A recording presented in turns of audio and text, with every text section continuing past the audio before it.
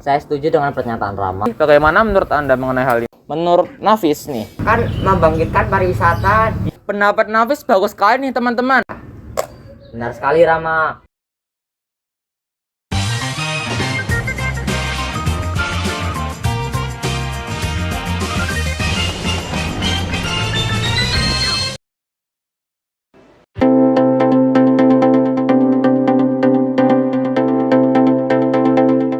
Selamat datang di podcast Buka Pikiran. Perkenalkan, saya Dian Arvin Kavi selaku moderator pada podcast kali ini. Seperti yang kita tahu bahwa pandemi belum juga usai. COVID-19 varian Omicron hampir menyebar di seluruh daerah Indonesia. Di sisi lain, pemerintah berencana untuk melonggarkan aturan PPKM dan sudah diterapkan di beberapa daerah seperti masuk Pulau Dewata tak perlu lagi karantina. Level PPKM Surabaya dan Jakarta diturunkan dan perjalanan antar luar kota tidak perlu lagi tes swab. Lalu, bagaimanakah pendapat narasumber mengenai hal ini?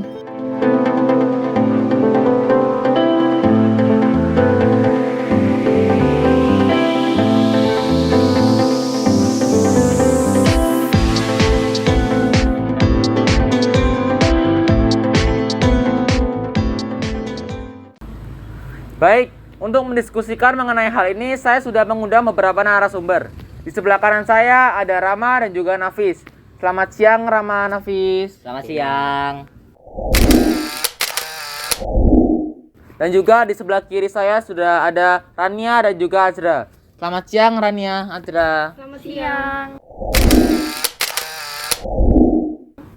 Baik, Rama, mengenai pelonggaran PPKM ini bagaimana menurut Anda? Menurut saya pelonggaran PPKM ini adalah salah satu cara yang baik yang telah diambil oleh pemerintah. Tentunya dengan ditiadakan syarat tes COVID bagi masyarakat, masyarakat akan terdorong untuk melakukan vaksinasi dosis kedua. Pelonggaran PPKM ini juga memberikan dampak yang baik bagi ekonomi masyarakat. Karena pelonggaran PPKM akan mengubah dan memudahkan mobilitas masyarakat. Pelonggaran mobilitas akan memudahkan masyarakat untuk bisa bekerja seperti sedia kala, tetapi tetap menerapkan protokol kesehatan yang telah ditentukan. Baik, untuk Nafis sendiri, bagaimana menurut Anda mengenai hal ini? Saya setuju dengan pernyataan Rama.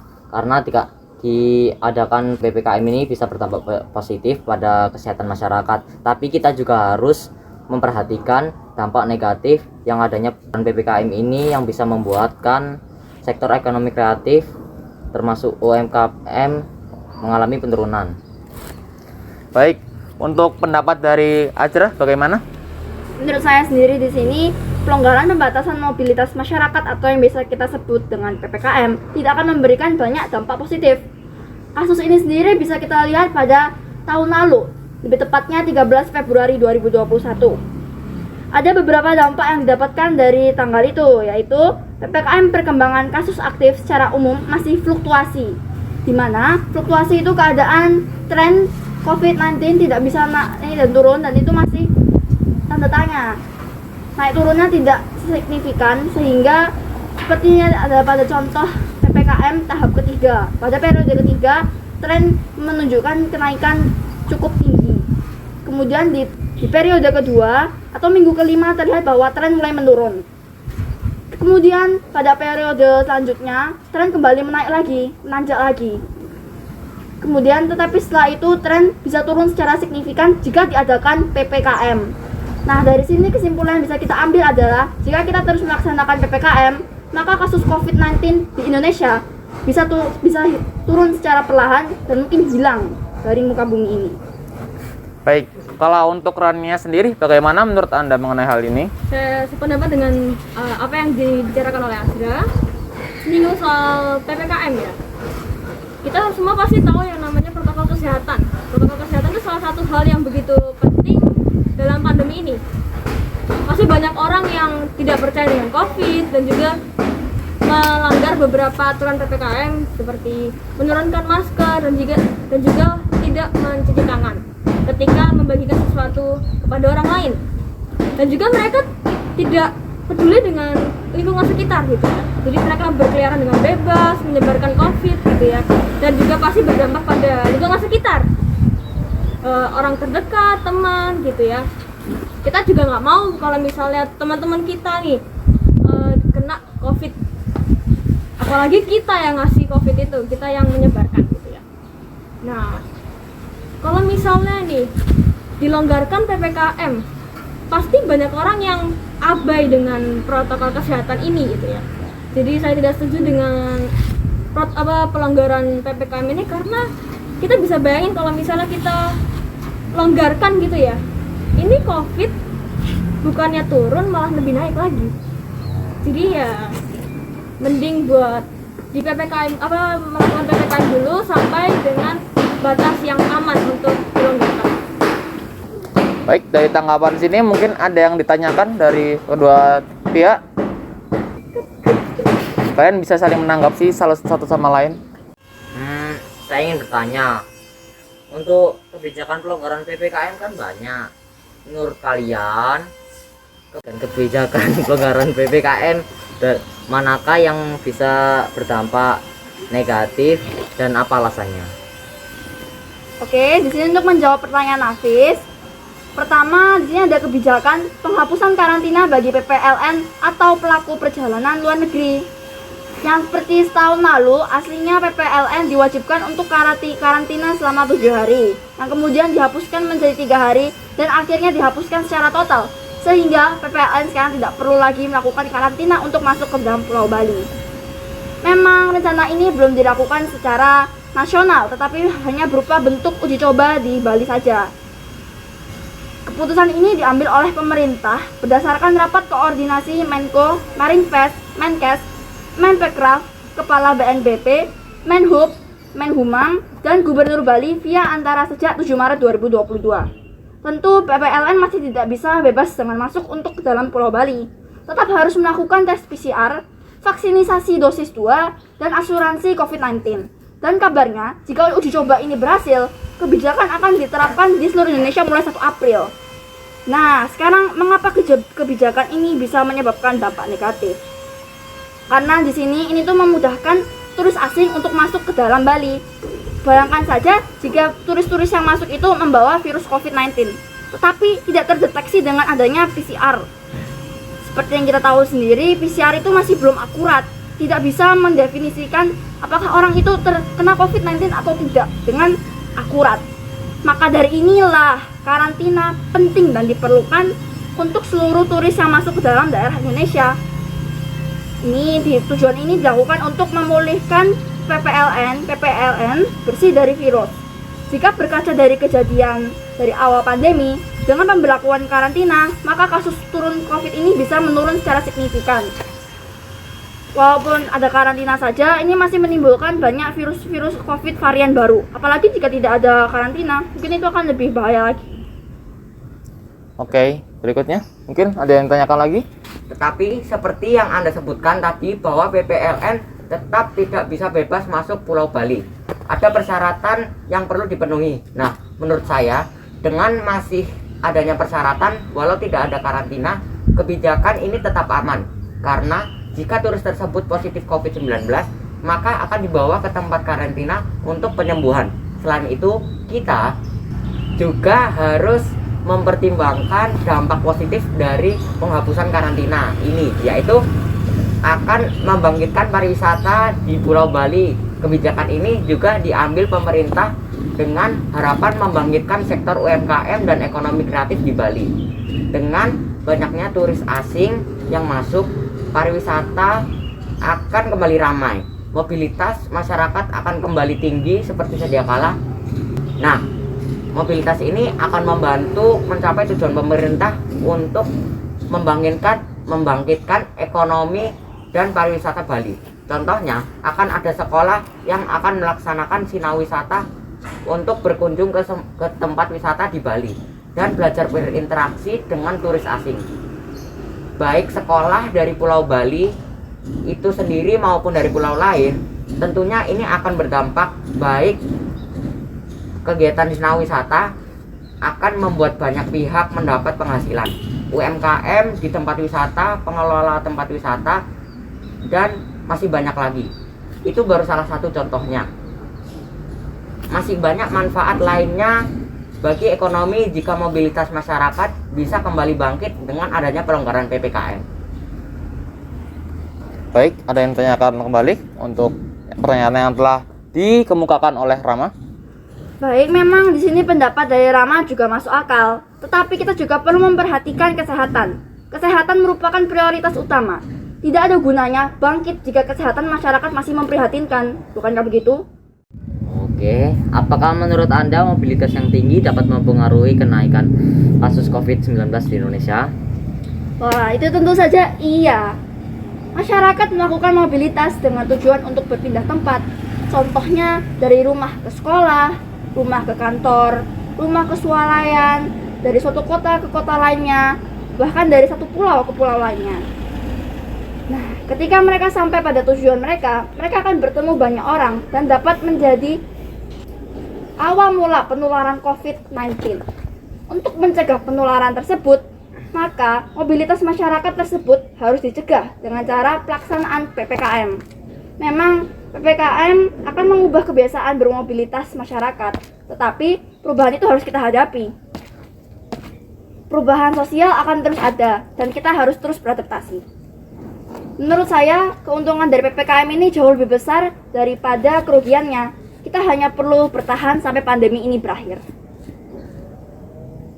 Baik, bisa dilanjutkan? Ya, menurut saya setuju dengan pendapat Azra sebelumnya bahwa pandemi ini merupakan perkara yang sulit. Ya, manusia yang tidak bisa beradaptasi akan tergerus oleh perkembangan ini. Pandemi COVID merupakan suatu fenomena yang perubahannya itu secara cepat, revolutif, dan harus segera diselesaikan. Pandemi ini dirasakan oleh seluruh kalangan pada masyarakat, gitu. Tidak memandang derajatnya, kaya atau miskinnya, gitu ya. Semua kegiatan yang dilakukan oleh manusia yang sebelumnya leluasa, gitu ya, orang-orang bisa keluar secara bebas tanpa menggunakan masker, harus dihentikan. Maksud saya terbatas, tidak keluar secara sembarangan gitu. Jadi harus di rumah, tidak boleh bertemu dengan orang-orang secara bebas seperti sebelumnya. Jadi, perubahan apa yang harus dilakukan secepatnya? Perubahan yang harus dilakukan secepatnya adalah kegiatan masyarakat. Sebelumnya dilaksanakan secara luring, diubah dengan daring untuk mencegah penularan COVID-19. Baik. Untuk membantu permasalahan ini, dilakukanlah PPKM. Oke. Apakah Anda merasa bahwa PPKM masih tetap diperlukan padahal kasus positif harian telah menurun dari sebelumnya 60 ribuan per hari pada puncaknya menjadi 10 ribuan per hari pada bulan Maret 2022? Menurut saya sendiri tentu PPKM ini perlu dilaksanakan karena kasus positif harian COVID-19 di Indonesia itu sendiri belum mencapai status aman yang telah ditetapkan oleh Badan Organisasi Kesehatan Dunia atau WHO. Kita tidak bisa menjamin bahwa dengan pelonggaran PPKM ini angka COVID harian akan terus menurun. Menurut Nafis nih, apakah pelonggaran PPKM dapat memberikan dampak perubahan bagi mobilitas masyarakat? Menurut saya jelas iya. Melansir data Google Mobility Index Transit Station, Kepala Ekonomi Bank Mandiri Andri Asmoro mengatakan, relaksasi PPKM ini menunjukkan mobilitas manusia kembali meningkat sejak akhir Juli 2021 hingga 28 Agustus 2021. Andri kemudian menjelaskan peningkatan mobilitas manusia ini juga tercermin dari mobilitas angkutan udara. Memilik data dari Flight Radar hingga 30 Agustus 2021, pada bulan Februari terlihat peningkatan frekuensi penerbangan hingga 18,5% ke kota-kota utama di Indonesia seperti Surabaya, Medan, Makassar, dan Denpasar. Padahal sebelumnya pada saat PPKM darurat ditetapkan, jumlah penerbangan harian domestik dari Jakarta ke kota-kota utama tersebut turun 61,4% secara rata. Ya, dari apa yang Nafis sampaikan, kita bisa melihat bahwa pelonggaran PPKM dan keberhasilan menurunkan kasus positif COVID-19 akan terus meningkatkan mobilitas manusia. Namun, hal ini juga harus dibarengi dengan percepatan vaksinasi agar herd immunity bisa dicapai.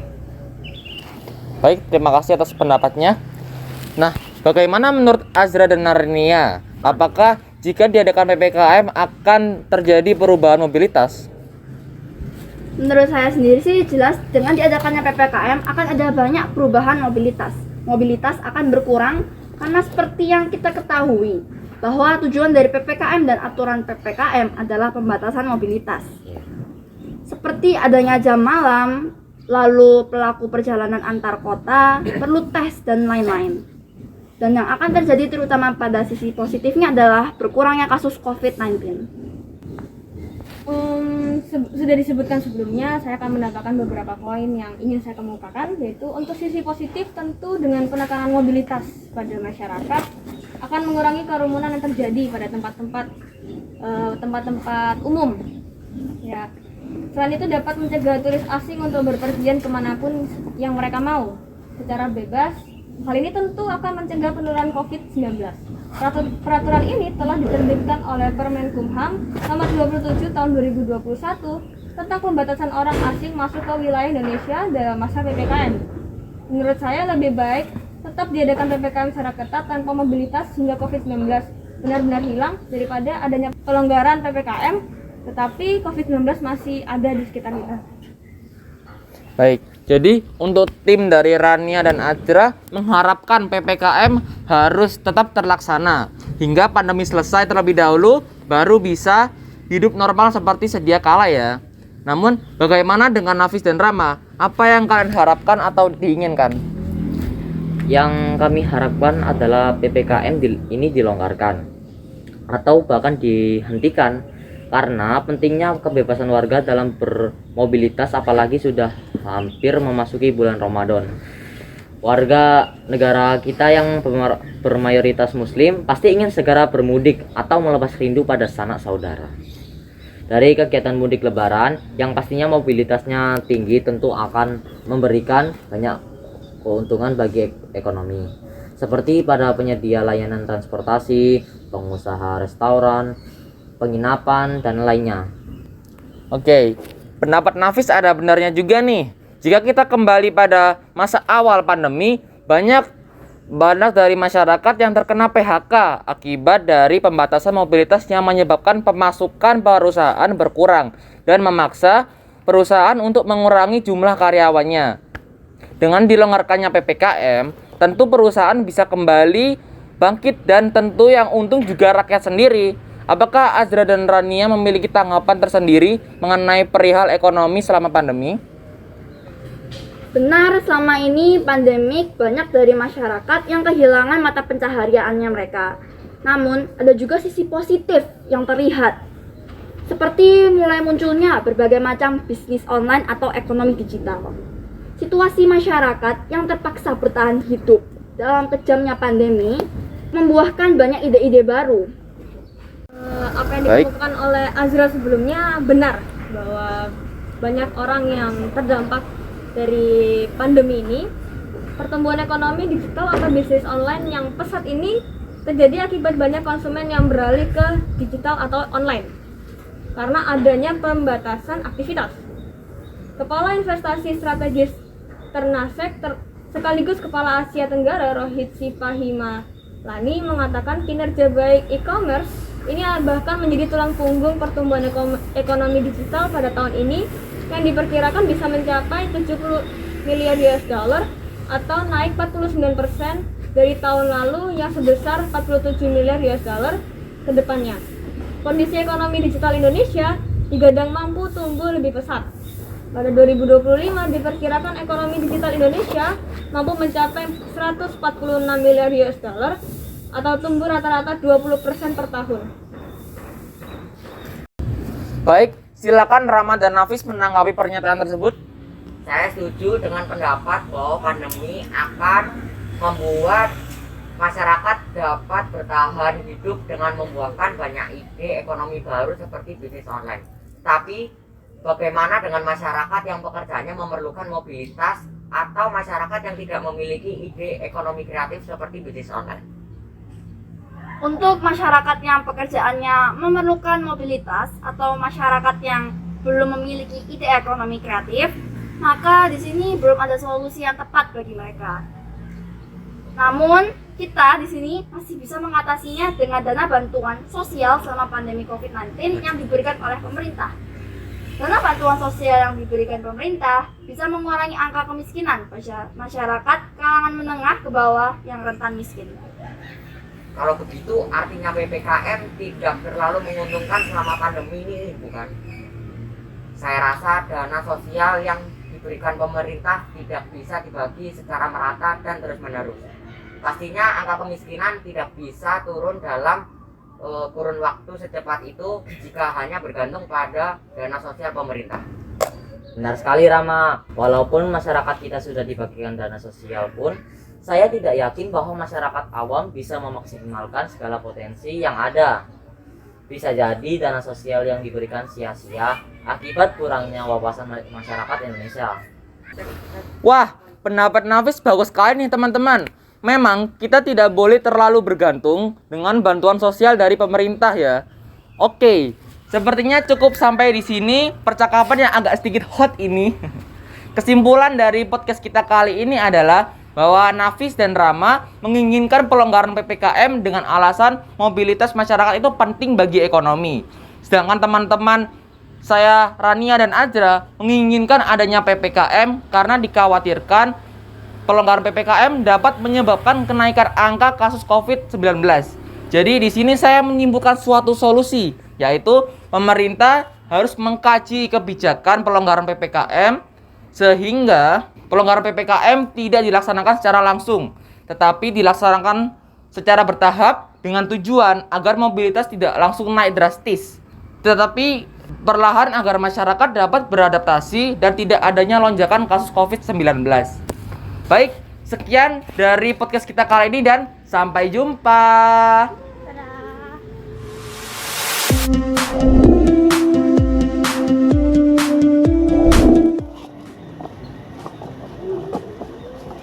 Ayo bubar.